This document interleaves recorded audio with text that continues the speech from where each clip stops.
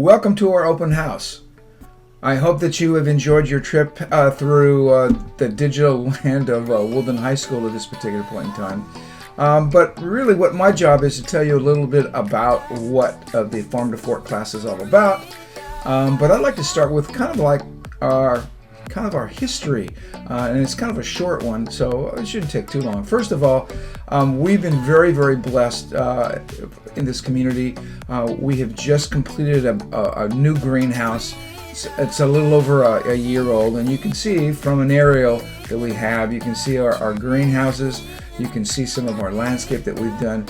So these students are learning a lot of skills as well as just producing product, as you can see. So I'd like to go ahead and just kind of take you through what has happened and transpired so that you get more of a feeling for what the class is really about. This class really is all about the gardens and the greenhouse and everything else. So we have some outdoor labs. It started pretty, it was pretty basic. We just had some soil delivered here. It was just a bare piece of ground, and our students began to work with it, putting in plumbing, making the raised beds. And so they had basically courses on safety. They've had courses on construction. They've had courses about plants and soils. So we basically just started from scratch. And this is kind of our first year in operation. Is we had to obviously contend with some compost and a variety of other things. And actually I had not only my Farm to Fork class involved. I also had some of my sustainable agriculture students as well as chemistry students be involved. So the content really is not only just about plants, but about our food and basically what kind of infrastructure we have with them. You can see this is our first crew of young ladies who were helping actually dig the trenches to be able to put all of the irrigation in. So we learned about irrigation systems. We learned how to put in timers. We've learned how to be involved in the entire process. And here's one young lady right here who's kind of inspecting what's happening. One of the things they're learning, of course, is teamwork, and part of what they're doing is also being able to work with other people, and also as they are rotating from station to station, they're understanding how gardening works, they're understanding about how soil works. It's a great opportunity for us. This is our first crop. We planted it just before school was over. We put in some tomatoes, we put in some carrots, we put in peppers, and some of them worked really well and others not so much. We also learned that you probably shouldn't put things like watermelons in raised beds. That was definitely a lesson.